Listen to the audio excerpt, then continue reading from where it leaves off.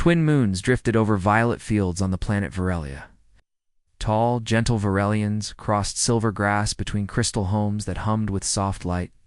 Their world looked like a dream of peace, yet fear hid behind every calm smile, for a dark wave of alien craft was creeping closer through space. The Varelians were thinkers and artists. For ages they had cured sickness and ended hunger, but they had never studied war. The Dravari swarm living machines that stripped planets bare was closing in. The swarm did not speak, did not bargain, and never turned back. A council. In Chryse's Grand Archivist, Solari hurried along bright halls toward the Hall of Voices.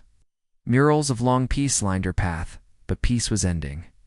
Inside, the High Council stood around a round crystal table, glowing with star maps. Tiny red lights marked every Dravari ship. Salar, I began. The Outer Watch reports new contacts. The swarm reaches our border in 12 days. Elder Kalen lowered his thin head. Our scouts are gone. Allies are silent. We stand alone. Elder Mayara, keeper of legends, raised one hand. We are not alone. Our ancestors left the ancient protocol, a message meant for the day danger grew to great. Some frowned. Others brightened. With no better hope, they agreed to send the call. Engineers carried a small sphere, the star beacon, to the archive roof, where the sky lay clear. At midnight, when both moons kissed the horizon, the beacon opened like a flower of blue fire. A single pulse of golden light shot upward, carrying a plea. To any who value life, protect us from the Dravari swarm. We offer friendship and knowledge. The message repeated in tones and numbers, ready for minds unlike their own. The beacon dimmed. All they could do was wait. A signal reaches Earth across the galaxy. Night covered the Pacific Ocean on Earth. Commander. Aisha Harper sat inside a deep space listening post on Luna Base. The year was 2200. Humans had bases on Mars and miners in the belt. But true starflight was still new. Harper watched rows of empty static. Then a monitor flashed amber. We have something, she said. Engineers leaned closer. The signal sounded like music. Decoder strip layers, prime numbers, star charts, a drawing of a four-armed being. Finally the words, "To the apex among the stars we beg you. Protect us." Silence followed. One technician whispered, "They think we're Apex." Hours later, the message reached Earth Command in Geneva. Leaders argued. Was it a trap? Could humans travel that far? Yet the plea stirred a deep wish to act. Dr. Mateo Ruiz, chief linguist, summed up, "They are Varelians, peaceful and afraid. The Dravari swarm consumes worlds. They ask for protection, not conquest." General Sophia Hahn frowned. "Our fleet can jump 20 light-years. Do we have the strength?"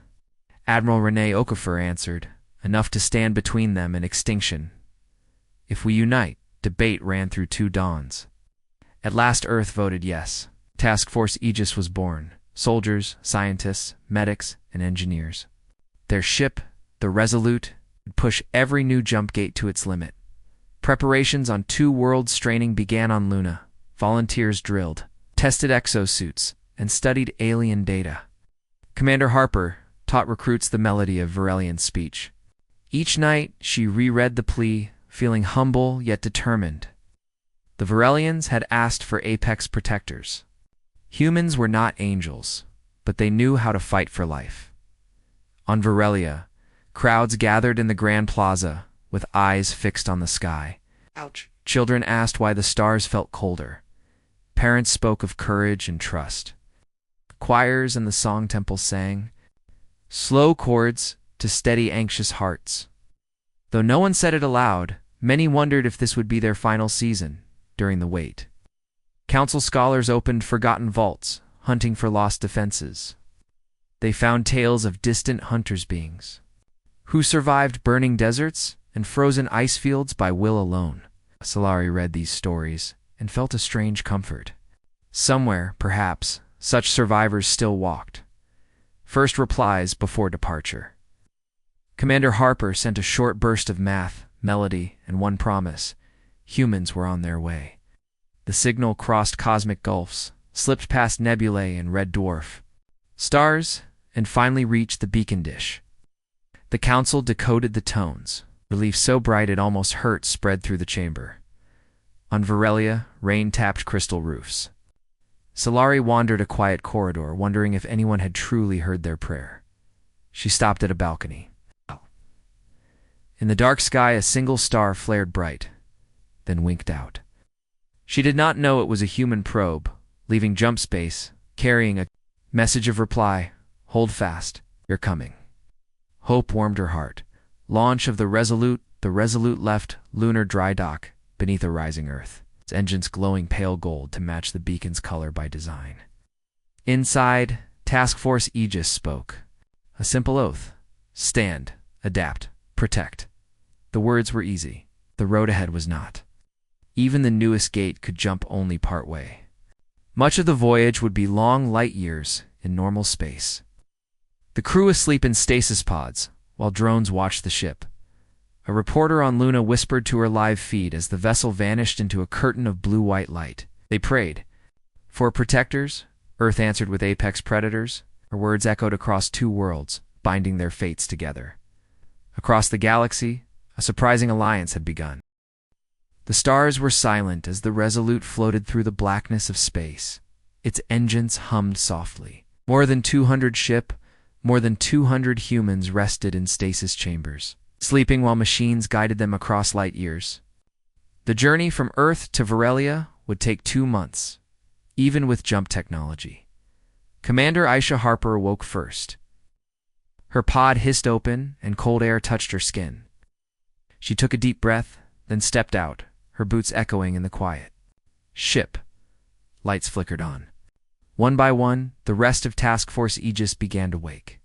There were soldiers, medics, scientists, and engineers. Every person had trained for weeks to understand alien culture and prepare for unknown threats. They weren't just warriors. They were also learners, protectors, and explorers. Captain Derek Vaughn, the head of ground operations, looked out a wide window. "So this is it," he said, watching distant stars. "A new world. A new war." Commander Harper nodded. "Not just war. We're here to prove something, that humans are more than just fighters. We're protectors. We're builders." Arrival at Vareliath moment, the Resolute entered Varelian space. A soft chime rang through the ship. A message from Varelia played through the speakers.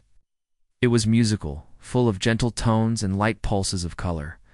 Dr. Mateo Ruiz, the linguist, translated it. "Greetings, protectors. You heard us. You came." "Welcome," the crew smiled. This was real now. As the Resolute approached orbit, they saw Varelia from space for the first time. A shining world, covered in deep blue seas and violet forests. 2 moons hung over it like watchful eyes. In the capital city of Kyalari, the Varelians prepared a welcome. Delicate banners, made of glowing thread, hung between silver towers. People stood in silence as a landing platform opened in the center of the city. They had never seen a human before. The Resolute touched down. Ramp lowered. Then the humans stepped out in full gear, body armor, helmets, translators blinking on their collars. But they kept their weapons holstered, showing respect.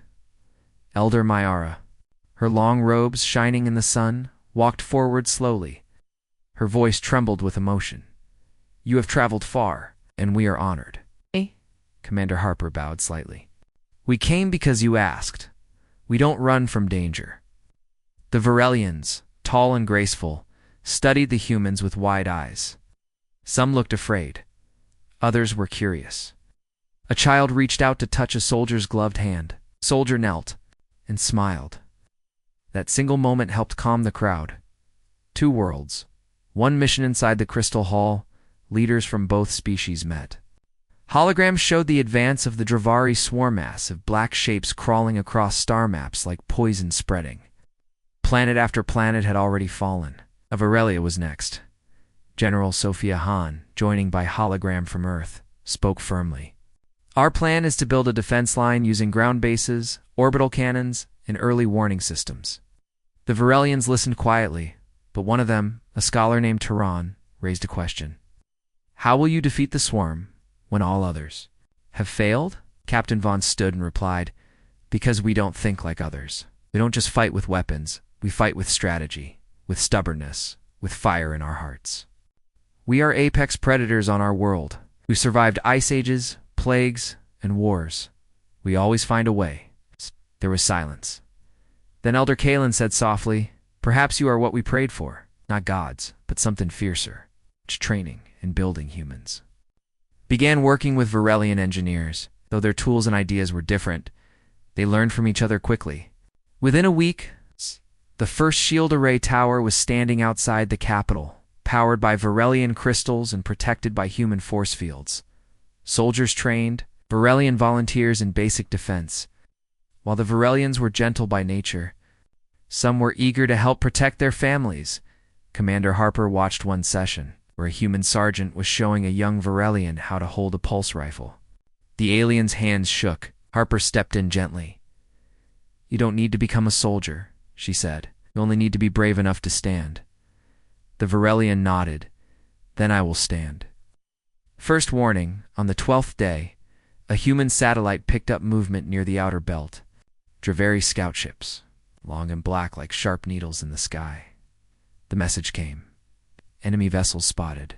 2 days out, panic spread through Kailari. The Varelians had never seen real war before. Families began leaving the outer cities. Harper ordered the team into action. Time's up, she said. Let's show them what Earth is made of. Captain Vaughn grinned. Let's hunt. Last light before battle that night, the sky over Varelia turned a deeper shade of purple. The 2 moons rose slowly, casting soft shadows across the silver streets. On a quiet rooftop, Solari, the archivist, sat beside Commander Harper. They watched the stars together. Your people are different, Solari said. You are not what we expected. Harper smiled. We're not perfect. We fight. We argue. We stumble. But when someone calls for help, we show up. That's who we are. Solari nodded. Then maybe. The universe has hope.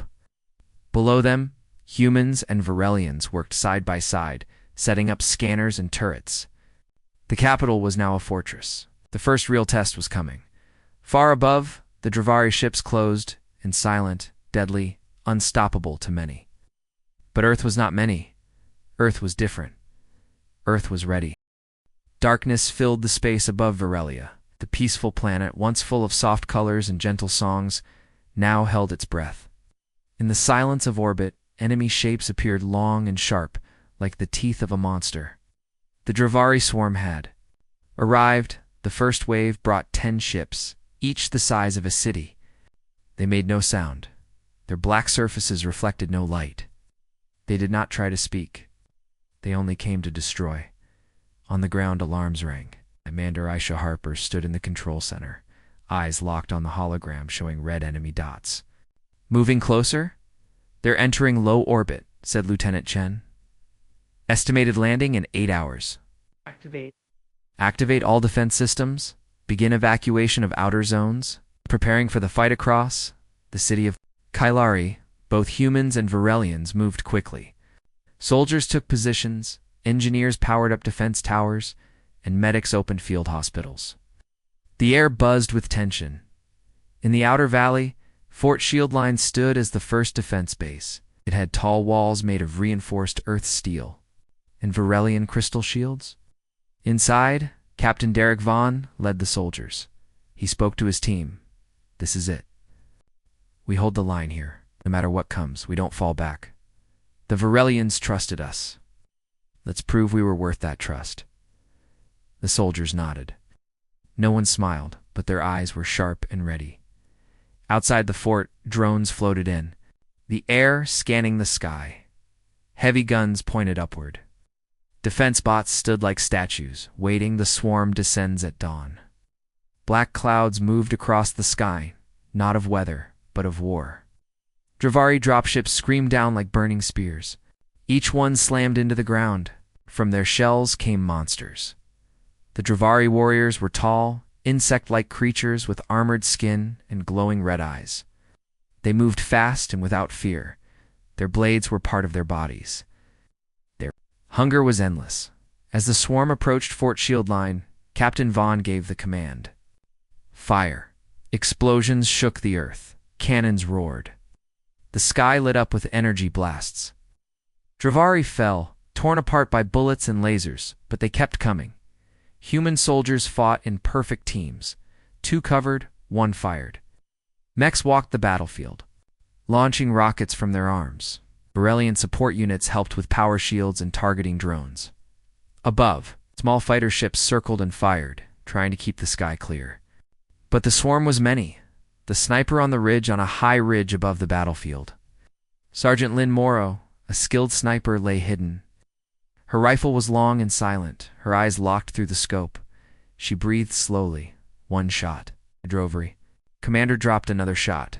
Charging beast fell before it reached the human line. Morrow didn't speak. She had 67 confirmed hits in her last mission on Europa. Now she made every shot count. Beside her, a young Varelian scout watched. In awe, you are. Like death from the sky. Morrow didn't look away. No, I'm life's last chance. The line holds after 3 hours. The field in front of the fort was burning. Bodies of both swarm and machines lay smoking.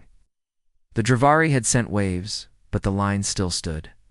Inside the command center, Commander Harper checked live feeds. They're testing us. Looking for weak spots, Dr. Mateo Ruiz added. They're not mindless. They learn. Harper nodded. So will we. And a new alert rang. Breach in Sector 7, shouted a tech. They've tunneled underground. Before she could reply, explosions rocked the fort. A section of the wall collapsed. Black creatures poured in. Close combat inside the breach. The fight became personal. Human soldiers switched to short-range weapons shotguns. Blades. Shock. Rodscott Captain Vaughn charged into the chaos, swinging a heavy plasma axe. Each hit dropped a Dravari. Round him, his team formed a circle, holding off the swarm. 1 soldier was pulled down. Varelian medic rushed in, dragging him to safety. While bullets flew, more soldiers arrived with flame units. The air filled with fire and smoke. Slowly, the breach was closed. When silence fell again, the floor was covered in ash. Aftermath by nightfall, the swarm had pulled back. Smoke rose from the hills. Wounded were carried to the medical tents. The humans were tired, but alive. Commander. Harper walked through the fort. Soldiers saluted her. Civilians nodded in respect. She saw fear but also courage. Captain Vaughn sat near the breach, cleaning his weapon. Harper joined him. You held the line. He looked up, barely, but yeah, we held. A message came from the Varelian Council. You have stood where? Others fell. You have given us more than hope. You gave us a chance. A change of view. In a small gathering hall. Elder Mayara met with a group of young Varelians who had seen the battle. One of them, a student named Lyra, asked, Why do the humans fight like that? They do not fear death. Mayara answered, They do. But they fear losing others more. That is their strength. Outside, the stars were shining again. The people of Varelia began to believe. The humans were not gods, not angels, but something else, something fiercer, something determined they had not come to destroy. They had come to protect. The air on Varelia was heavy after the battle. Smoke drifted across the broken fields. Fire crews, both human and Varelian, worked side by side to clean the ruins. Though the first wave of the Dravari swarm had been stopped, no one was celebrating. Inside the command tent, Commander Aisha Harper stood over a map, her arms crossed. They'll be back, she said. That wasn't their full force. Captain Derek Vaughn nodded. Next time, they'll hit harder. But we learned something, Harper added. They're not just wild creatures. They think. They plan. They react. Strange discovery later. That day, a human scout unit returned from a wrecked Dravari ship on the outskirts of the battlefield. With them was something no one expected, a living Dravari, wounded, barely breathing, but alive. The creature was locked in a special containment field. It didn't try to escape. It didn't attack, only stared. Dr. Mateo Ruiz and the Varelian. Scholar Solari studied it. Ow! The Dravari's body was covered in black, armor-like skin. Its eyes glowed faintly red, but they didn't look angry. They looked tired. "This one is different," Solari whispered. "It's not fighting. It's waiting." Harper stood nearby, watching. "Let's try to speak to it." "You sure?" Captain Vaughn asked. "It could be a trick." "Maybe," Harper said, "but we're not monsters. If there's something to learn, we learn it." The voice of the enemy with help from both Earth Tech and Varelian translators. Dr. Ruiz managed to get basic responses from the Dravari. At first, it said nothing. Then, slowly, one word came. "Command." They asked again. The Dravari repeated, "Command, ... received." It spoke like a machine, cold, hollow, programmed. Dr. Ruiz leaned closer. "Do you have freedom? Do you choose to fight?" The creature blinked slowly. "No choice. Directive. Built to serve. Built to destroy." The room went quiet, Captain Vaughn muttered. "So it's not evil." "It's a weapon," Solari added. "It was made this way by someone else. It's a hidden truth, using data from the Dravari's memory core. Human scientists traced signals going beyond Varelia's system. Deep in uncharted space, they found something shocking. The signal was coming from another planet, an ancient base belonging to a lost race known in Varelian. Legend is the Volker. The Volker were said to be ancient thinkers, long gone from the galaxy. But now it seemed they weren't gone. They'd simply moved to the shadows and built the Dravari swarm to do their dirty work. "They created them," Harper said. "They're not natural. They're tools." Captain Vaughn frowned. "And tools can be turned off." The debate that evening, the leaders met in the Crystal Hall. The room was tense. Humans sat on one side, Varelians on the other. The image of the captured Dravari floated above them. Elder Mayara spoke first. "You say the swarm is not acting by its own will, that they are slaves to a forgotten master." Harper nodded. "Yes, we have proof." "That means we might be able to shut them down, not kill them." "They've killed thousands," another Varelian said. "Destroyed entire worlds. Do they deserve mercy?" Dr. Ruiz answered. "Do we become better by showing mercy? Do we become like their creators, using power without care?" Captain Vaughn crossed his arms. "We came here to protect you. That doesn't change. But we should be sure we're not fighting the wrong enemy." Some Varelians looked angry, others thoughtful. It was not an easy choice. The human waylaid her in the quiet of her quarters. Harper stood by the window, looking up at the stars. Solari joined her. "You're troubled," Solari said softly. Harper sighed. "My people have made mistakes in the past. Wars, conquests. We learned the hard way that mercy takes more courage than hate. But we also know when to fight. And how." "Do you decide?" Solari asked. Harper looked at her. "We ask, is there still a chance to save life? Even a small one? If yes, we try. If not, we end the threat." Solari nodded slowly. "Perhaps that is what makes you Apex. Not your weapons, but your choices." A new plan with support from both Earth and the Varelian Council. The team built a new mission. A deep strike team would travel to the Volker command base, hidden beyond the edges of known space. The goal, shut down the signal that controlled the swarm. If they succeeded, the Dravari would stop fighting. If they failed, the swarm would return stronger than ever. Captain Vaughn smiled as he checked the mission list. "This is going to be dangerous." Harper replied, "Good. We're built for that." A moment of peace before departure, the humans held a small gathering. It wasn't a party. Just a meal, laughter, and music's soft guitar chords played by a soldier named Neil, who brought his old instrument from Earth. Varelians joined in, bringing glowing fruits and sweet drinks. For a short time there was no war, just people from two worlds sharing the stars. A young Varelian child sat beside a soldier and asked, "Will you come back?" The soldier smiled. "If I can help it, yes." The child handed him a small crystal. "Then keep this. It is for courage." Unknowns, the Resolute prepared for a new journey. The planet watched. Lights lit up the skies. Thousands stood in silence. The humans were not just soldiers now.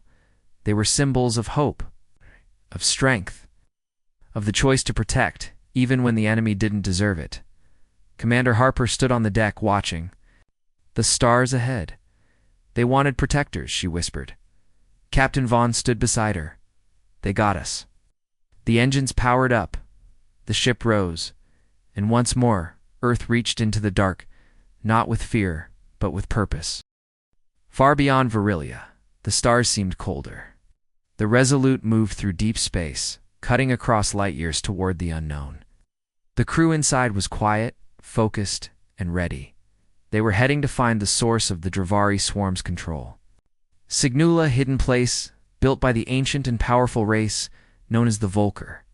The mission was clear. Reach the command center, shut down the control signal, and stop the swarm forever.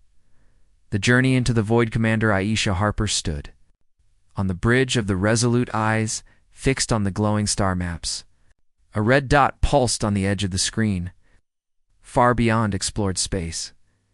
ETA to Volker signal source. 19 hours, said the AI Athena. Behind her, Captain Derek Vaughn checked weapon systems. Any sign of movement near the signal? None. Yet, replied Lieutenant Chen. But I don't trust empty space. Harper nodded. Stay sharp. The Volker didn't build all this just to be found. In the science wing, Dr. Mateo Ruiz studied the few records they had about the Volker. The ancient race had vanished long ago, leaving behind ruins and myths. But now, the truth was clear. They had built the swarm as weapons, programmed to destroy. Why create something so dangerous? A young officer asked. Ruiz answered, maybe they thought they could control it. Maybe they thought no one would stand against it. He looked out the window at the stars. They didn't expect humans. Entering the storm as the ship approached. The source of the signal, the crew saw a strange field of red clouds and energy storm that circled a dark moon. In the center was a massive structure, the Volker Command Spire. It looked like a twisted black tower, floating alone in space. Scan shows high power levels and shield activity, said Chen. Any signs of life? Harper asked. No life. But machines, a lot of them. The crew suited up. The landing team was small, just enough to get in, plant charges, and shut the signal down. They had one chance. Everyone ready? Harper asked. Vaughn grinned. Always. Infiltration begins. The shuttle moved through the storm, shaking as lightning flashed around it. With skill and luck, they made it to a side port of the spire. They entered a long metal corridor. The walls were black, smooth, and glowing with blue veins of light. The team moved carefully, weapons ready. This place is alive, whispered one soldier. Ruiz looked around. No, it's not alive. But it remembers. As they moved deeper, they passed strange symbol stories of the Volker carved into the walls. Images showed the creation of the swarm, the fall of other races, and something else. A warning. They feared something, Ruiz said softly. Maybe even their own creation. A terrible encounter at the center of the spire. They reached the control core. A giant sphere of energy surrounded by machines. Just as Dr. Ruiz began to scan the signal, the walls shifted and out stepped the Guardians. Tall, armored machines. With long arms and glowing red eyes, the Volker Sentinels. Contact, Vaughn shouted. The battle began. Lasers flew. Explosions shook the chamber. The humans fought as a team, moving fast, covering each other, using smarts and skill.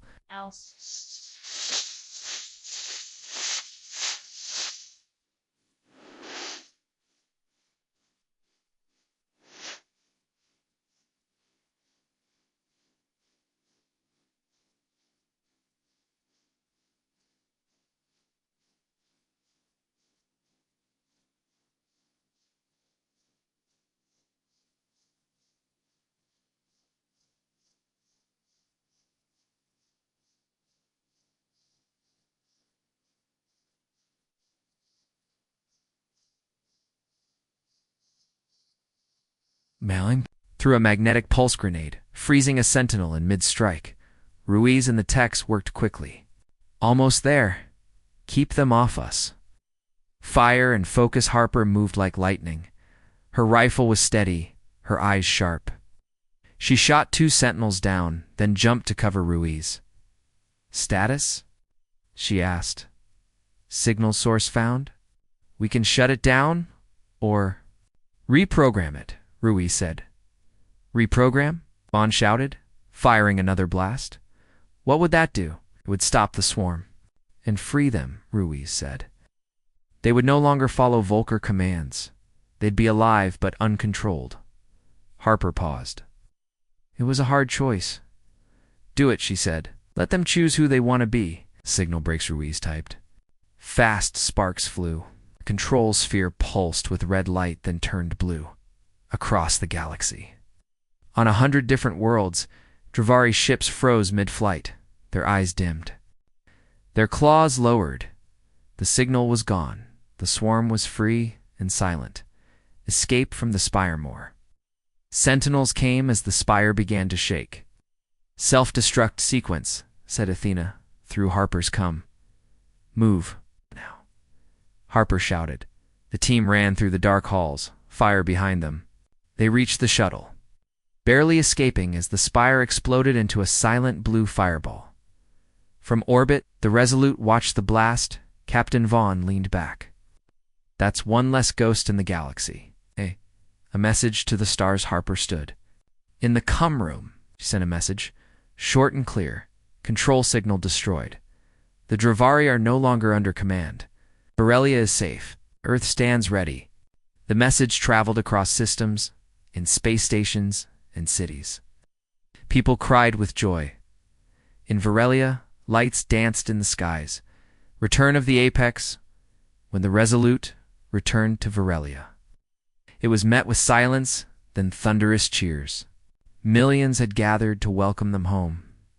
Elder Miara stepped forward.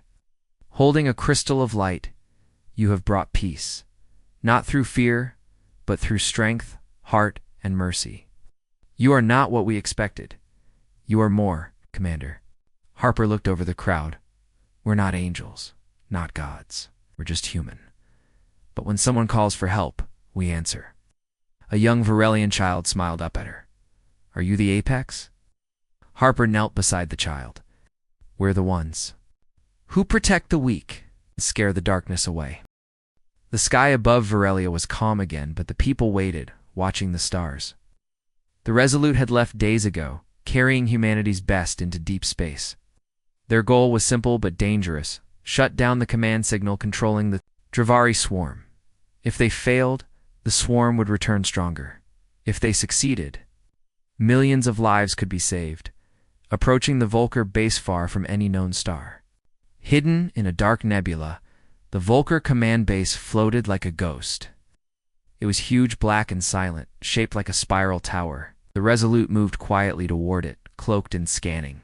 Inside the ship, Commander Aisha Harper stood with her team. She looked at the mission screen.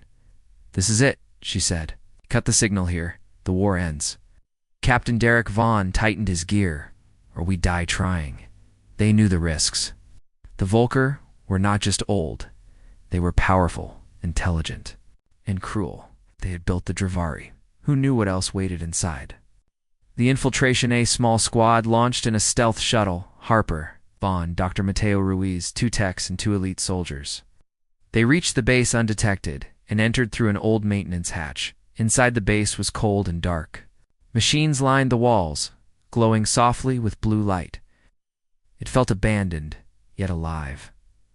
Suddenly, lights flickered on. A voice echoed through the chamber, calm and cold.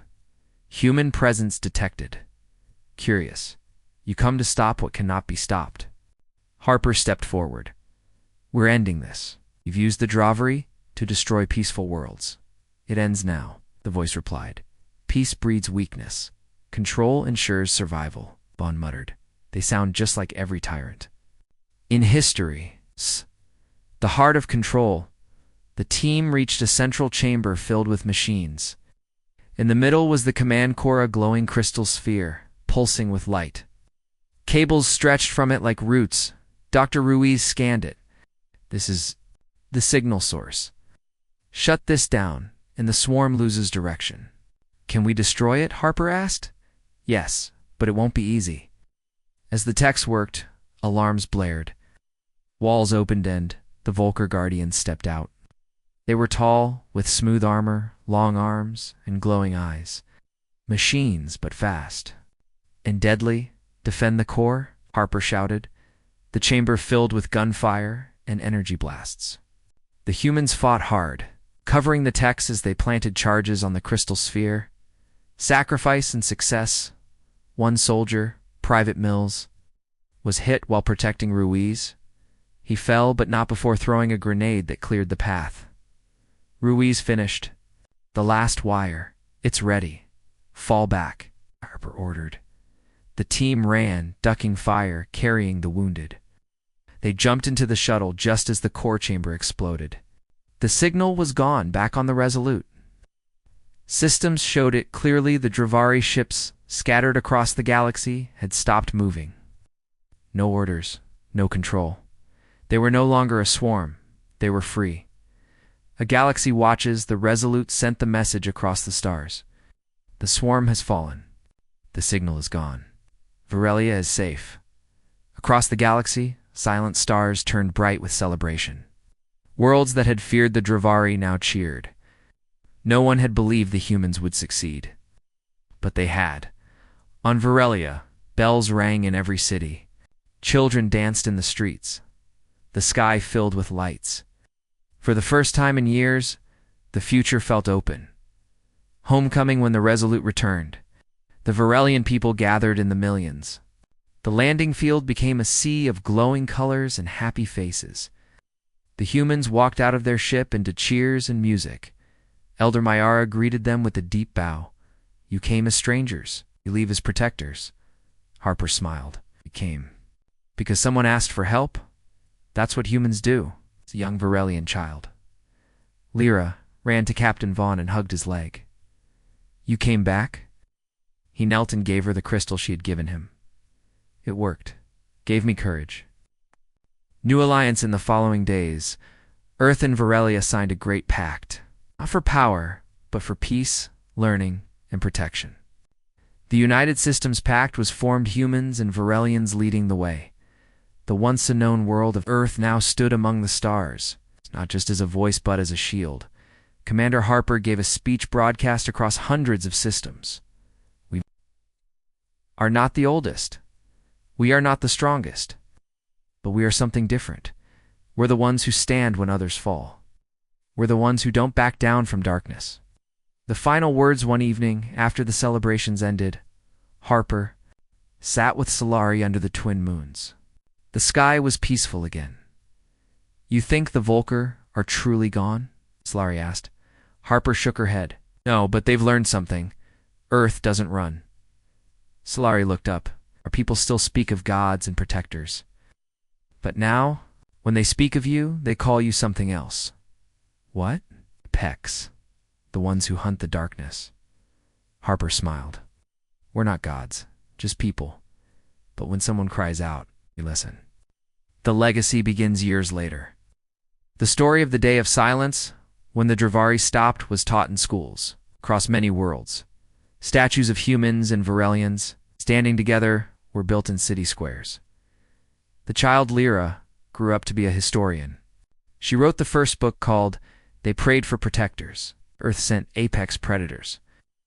And on the first page, she wrote, They didn't come to conquer. They didn't come for glory. They came because someone needed them. They never left the galaxy the same again.